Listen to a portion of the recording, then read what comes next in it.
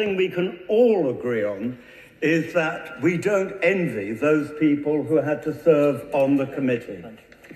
A lot of us on both sides of the House, I think, received emails some time ago from 38 degrees, but apparently this was nothing to the number of emails, particularly my Conservative colleagues received on the Privileges Committee. And one of my colleagues, who's now no longer here, told me he received something like 600 emails. And that really is, Madam Deputy Speaker, completely unacceptable. It is wrong to try and interfere with the Privileges Committee, as it is with the Standards Committee, or indeed any other committee of the House, whether it be the Transport Committee, or whether it be, I don't know, the best committee of all, the Committee of Selection, or the Administration Committee. Because that in itself is a breach of privilege. But as other colleagues have said, it's also a breach of privilege not allow members of Parliament to speak out. Part of the argument, I think, being presented in this resolution was that there was some sort of collusion that went on. I know what drove me to make my comments, which I'll go into in more detail, and which I'll read out in full, which the Honourable Lady, the chairman of the committee, did not, and I will explain what provoked me to read it very shortly. But the point is that I think much of the comments that have been made by people were spontaneous, were driven by events, and I will explain why, because I see the doubt on the face of the Right Honourable Lady opposite. But before I do, I will give way, of course, to my Right Honourable friend, the Father of the House. I'm grateful. For those who are following our debate, would my honourable friend agree that on page 11, in the form letter, of which 600 copies were sent to our colleagues on the Privileges Committee, they were implored to protect their own integrity by rejecting this committee, and the proposed letter ended, protect your integrity by resigning from this committee. Can I say that I agree with my honourable friend that those words are unacceptable. They shouldn't have been sent during the hearings of this committee, and other things perhaps should not have been said either in other ways. I certainly agree that we urge you to take action and protect your integrity by resigning from this committee immediately is completely unacceptable.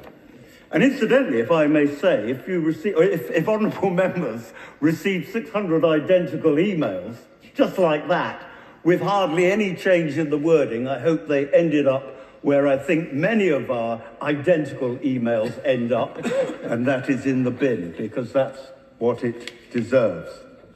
But this committee was particularly difficult. I think it is fair to say that there is nobody in this land who doesn't have a view, one way or another, about Boris Johnson. I think possibly Margaret Thatcher is the only other person who falls or fell in that category.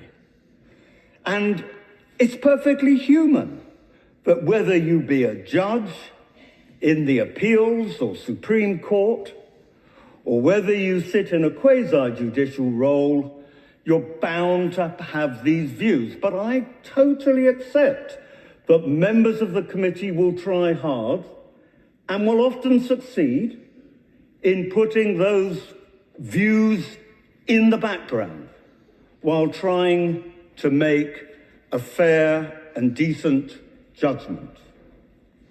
So why did I say what I said? And I will read it out in full. Serious questions will need to be asked about the manner in which the investigation was conducted. Unquote. I was talking about procedure. Back to the quote. These were no jurists, as were apparent by the tone of the examination. The question of calibre, malice and prejudice will need to be answered now or by historians. Unquote. And I think it will, Madam Deputy Speaker. I think people will ask these questions.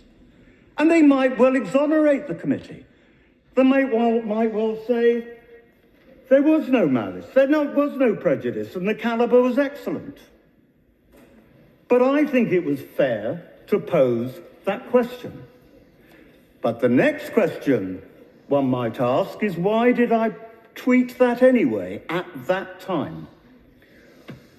Well, Madam Deputy Speaker, I attended the hearing when Boris Johnson gave his evidence. I was there for the whole period. And when Boris Johnson gave his evidence, it was in a quasi-judicial role. He had to raise his right hand and he had to swear an oath. And he did. Some of the committee members, and I'm not going to mention and single out any individual committee member because some of them are very close friends of mine. Some of them behaved with absolute dignity and professionalism. But one turned his back on Boris Johnson as he was giving evidence. Another gasped in frustration. Two looked heavenwards as if to accuse him of being a liar. If it were a court of law, and we've heard it isn't, but if it were a court of law, the judge would have called the jury to order. Now, of course, it wasn't a court of law. But you know, when a witness comes along, swears on the oath, and a group of individuals give judgment, I would call it a court of law. And I simply make the point that justice must not only be done, you know, it has to be seen to be done. And certainly on that day when the evidence was given, and the Honourable Lady, the chairman of the committee, or the past chairman of the committee, just pulled one of her faces just now. You know, it's not in order to do that when you're taking evidence in a quasi-judicial role. And I want to simply suggest this, Madam Deputy Speaker. I think, or Mr. Deputy Speaker, I think that committees which sit in a quasi-judicial role, whether they be the Privileges Committee, the Standards Committee, or indeed hybrid bills committees such as the HS2 committee, the members of the committee are not all professional lawyers. Many of them are not. And I think there is a very, very strong argument that there should be training about how to take evidence when sitting in a quasi-judicial role. Not just that it be fair, because it could be argued it wasn't fair, but also because, as I said earlier, justice needs to be seen to be done. And I have to say that most journalists who were present, as I was, didn't feel on that day it was seen to be done. Now, the committee may well have come to the right conclusions. I didn't vote against the committee on its original conclusions. I personally thought, actually, it was a little bit vindictive, the sentence, but I certainly wasn't going to vote against the main findings. But it is important that the committee sits in a judicial role and is seen to be acting in a fair and proper way. So, was there collusion with my tweet? In the timing of the tweet? No, there wasn't. It was provoked by the behaviour of the committee when it took evidence from Boris Johnson. And I still stand by the comment I made. Now, I will say that if, because I made that tweet during the hearings, it intimidated in any way any of the members of the committee, and they thought that I had acted to put pressure on them, I apologise. Thank you. I don't think for one moment I might say that I think that my honourable friend sitting alongside me here for South Leicestershire was in any way intimidated by the comment that I made. But if I had, I'm using the subjunctive here, not the indicative. If I had, then of course I apologise, because that would have been a breach of privilege, because we shouldn't interfere in the proceedings of any committee. May I happily give way. I'm very grateful to the honourable gentleman for making the comments he did. Of course, the report, with its annex, the report does highlight the fact that this is a sample of some of the tweets. I noticed that on his own Twitter website, there is a tweet from the 31st of July 2022, where he states, Harriet Harman determined to stitch up Boris by changing rules of Privilege Committee, Kangaroo Court. Does he now accept that referring to the Privileges Committee as a kangaroo court is wrong? Well, now I'm regretting giving way to my honourable friend.